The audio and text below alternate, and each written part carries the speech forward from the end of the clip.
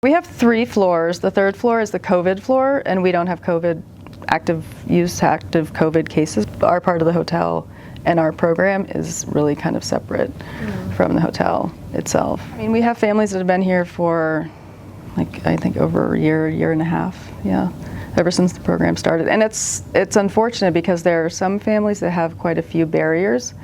And I mean, they have like criminal history, and they have evictions, and they're a large family, and of course there's no housing.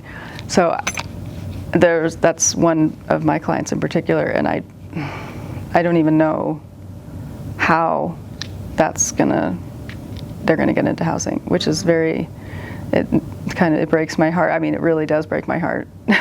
Because they really are hardworking. Both of the parents work hard.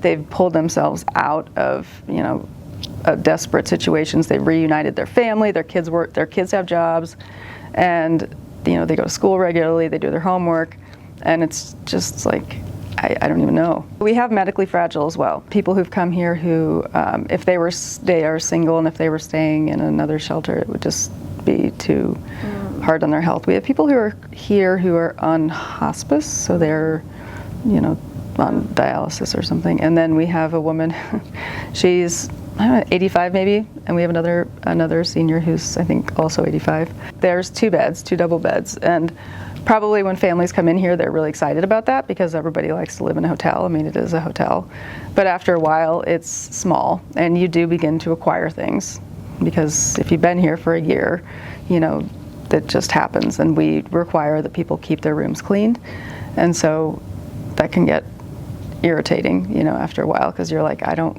want to keep my room. Yeah. It's my space, and having somebody come and tell you what to do. And some of the rooms, like if a family's too big, we'll have it split into 2 rooms, and sometimes it's kids in one room. And so, always telling your kid to keep the room clean. At the hotel, we have single fathers who are able to stay with their children, which they would not be able to do if they were staying at River of Life. And that is, to me, is like invaluable, because I can't imagine if I was a single father and would lose my child to foster care simply for the fact that I couldn't afford housing. And I know that, the fathers here are very aware of that fact. Some of my clients have kids who have, learning disabilities or are disabled, and it would be so traumatizing that I don't know how or if they would bounce back easily. So I think for families, that's been the biggest thing. We have a really amazing director of education, and she has all sorts of classes for the kids, art night, and and we have started doing mandatory classes for the clients as well to help them gain skills for when they move out of here.